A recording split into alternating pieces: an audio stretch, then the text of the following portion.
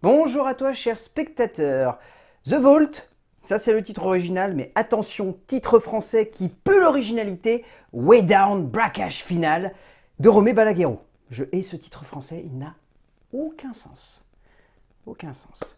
C'est un film que personnellement j'attendais avec envie, parce que j'aime beaucoup Romé Balaguerro. Il n'a pas forcément une carrière folle, mais il a des films que je trouve assez intéressants dans leur geste cinématographique ou dans leur envie d'aborder un petit cinéma de genre, pas forcément toujours très original, mais assez fascinant. Et j'avoue que le casting me titillait bien aussi. Après l'histoire, c'est autre chose. Le résumé pour faire simple, Tom est un brillant jeune homme qui ne rêve que d'une seule chose, aider le monde. Mais justement. Mais un jour, ce choix va être questionné lorsque Walter va lui proposer de participer à un braquage hors norme. Alors oui, parce que clairement en termes d'histoire, c'est le film le moins original du monde, c'est un film qui raconte encore une fois un énième braquage avec un gros cerveau qui va se retrouver dans l'équipe, qui n'a jamais vraiment fait d'actes répréhensibles et qui là d'un seul coup va se retrouver là-dedans. En soi, le scénar est assez mauvais, qu'on se le dise. Je dois avouer que le film est assez entraînant pour autant.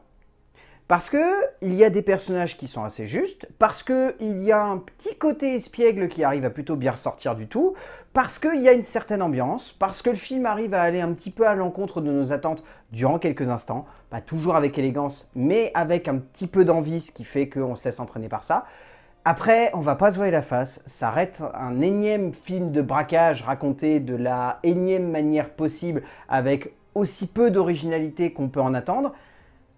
Ça reste un divertissement. Et à partir de là, on se dit, allez, laissons-nous embarquer dans ce délire, on verra si on sera pris dedans. Moi, je me suis laissé embarquer dedans, pas sûr que ce soit le cas pour vous.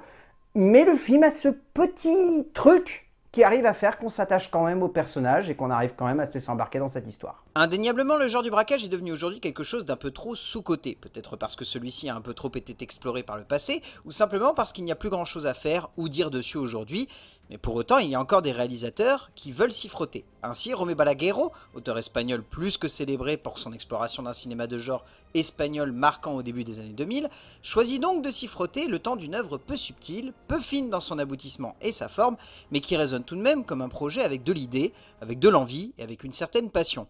Pas toujours audacieuse ou intelligente, mais une certaine passion. En termes d'écriture, alors attention parce qu'il est passé par plein de masses ce scénar. Le scénario est donc écrit par Rafa Martinez, Andrés M. Coppel, Borja Santaola, Miguel Castambide ainsi que Rowan Attal. Pourquoi autant de monde? Je ne sais pas vraiment. Ce qui est sûr, c'est que le scénario est très long, prend trop son temps et utilise beaucoup trop de clichés. À partir de là, on se dirait que le scénar est vraiment voué à être un nanar. Mais un peu comme braquage à l'anglaise, braquage à l'italienne,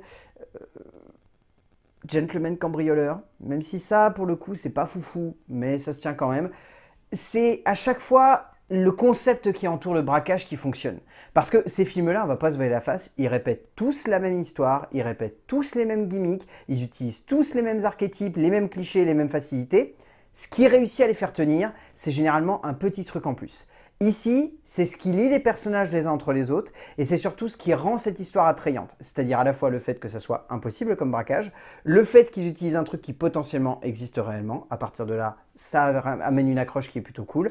Ça fonctionne vraiment sur le même principe pour moi que braquage à l'anglaise. Braquage à l'anglaise, pour moi, ça n'est pas un super film de braquage. Mais ce qui arrive à faire fonctionner le long-métrage, c'est son ambiance, c'est son style, c'est sa dégaine, c'est l'époque dans laquelle il se trouve. À partir de là, le film fonctionne et arrive à m'embarquer de bout en bout. Il se passe la même chose ici. Et pourtant, ça se voit que ces 5 scénaristes ont galéré à mettre en forme le scénar.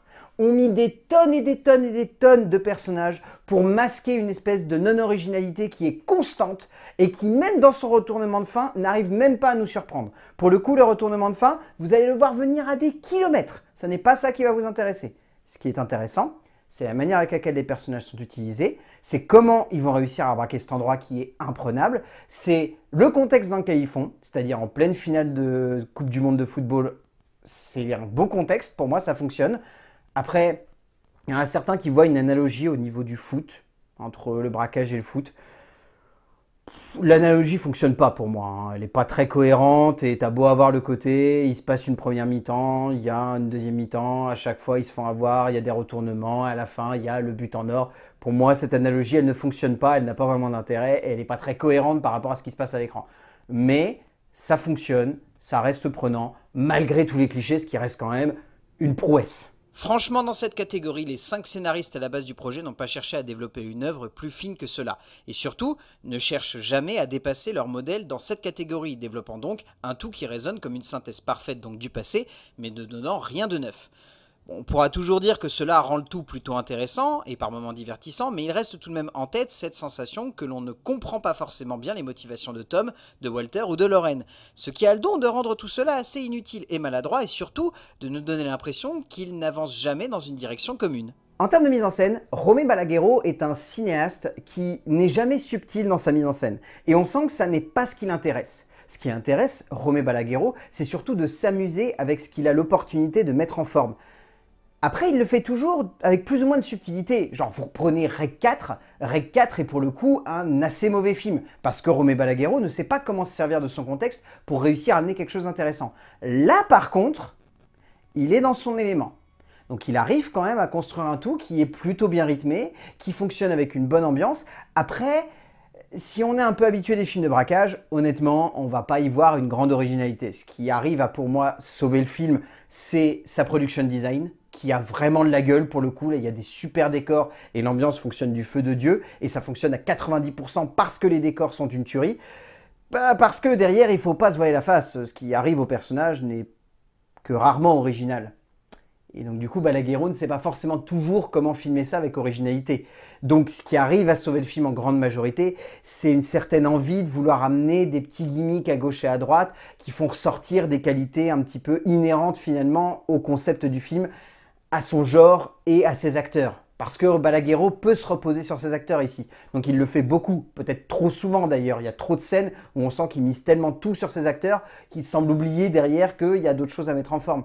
Et c'est assez surprenant de voir que dernièrement Paco Plaza avait sorti un film directement sur Canal Play, que là Balaguerro le fait un petit peu aussi, et qui sont tous les deux dans cette optique de vouloir à la fois jouer avec les codes de ce type de genre, tout en les respectant profondément. Bon, pour moi, Paco Plaza s'en sortait mieux parce qu'il avait des codes qui étaient plus malléables et surtout, il jouait beaucoup plus avec ses personnages. Que là, Balaguerro, qui pour le coup, arrive à moins jouer avec tout ça parce qu'il veut tellement rentrer dans la petite case film de braquage un peu survolté qu'il n'ose pas forcément sortir des gonds. Balaguerro démontre une nouvelle fois qu'il sait filmer, mais qu'il ne sait pas forcément correctement mettre en relief ce qui devrait être central dans son œuvre, parvenant à rendre le tout entraînant et prenant, mais donnant également la sensation qu'au fond, malgré le plus de motivation imaginable et le plus de passion possible pour son sujet, il n'en demeure pas moins cette impression que le tout est maladroit. Ça reste divertissant, entraînant même pour une aventure prenante et investissante, qui permet tout de même au spectateur de ne pas simplement se laisser porter par ce tout maladroit et bancal, mais de réellement se sentir investi par une œuvre qui remplit son contrat de base et son envie de nous entraîner dans le genre. Mais ça reste tout. En termes de casting, celui-ci est pas hyper original. Il y a quelques acteurs qui arrivent plutôt bien à s'en sortir, mais il y en a d'autres, c'est un peu limite. Astrid Bergès-Frisbee, par exemple, elle est bien, mais sans plus. Sam Riley, pour moi, est totalement en roue libre. Il s'en sort pas du tout. L'acteur en fait des caisses et, sans spoiler, ça se voit à 10 km ce qui lui arrive à la fin. Liam Cunningham est excellent, lui, par contre. Je le trouve vraiment très très bon. José Corrano est bien, lui aussi. Il en fait un peu des caisses, mais il est bien. Luis Tosar est excellent. Genre, l'acteur, il s'en sort le mieux. Pour moi, c'est le meilleur acteur de tout le film. Mais ça, c'est pas étonnant. C'est un immense acteur espagnol. Et après, il y a l'acteur principal, qui, on va pas se voiler la face, semble un peu perdu au milieu de tout ça. Il s'en sort, mais il semble un peu perdu. Freddie Highmore est un peu donc paumé au milieu de tout cela, l'acteur ne parvenant pas à donner une interprétation totalement convaincante, mais réussissant tout de même à rendre son personnage assez attachant. Au bout du compte, donc Way Down, braquage final, on oublie ce titre, The Vault, est un film qui tient le coup, mais qui s'accroche. On sent vraiment que c'est un film qui a envie de nous plaire, qui reste divertissant, mais qui est construit autour de gros clichés, de facilités, qui n'exploite jamais réellement son genre, qui cherche uniquement à surfer sur une espèce de vague déjà toute faite. C'est genre vraiment la petite vague, c'est pas la grande houle, c'est un tout petit truc. Le cinéaste aux commandes de ça, il essaye de faire ce qu'il peut, mais on sent qu'encore une fois, il n'a pas plus que ça envie de sortir ses gonds. Donc, The Vault ou Way Down, braquage final de Romé Balaguerro, c'est pas un film fou, mais c'est potentiellement divertissant, donc si vous avez rien d'autre à mater, ça pourrait vous plaire, donc sur Canal Play. A plus!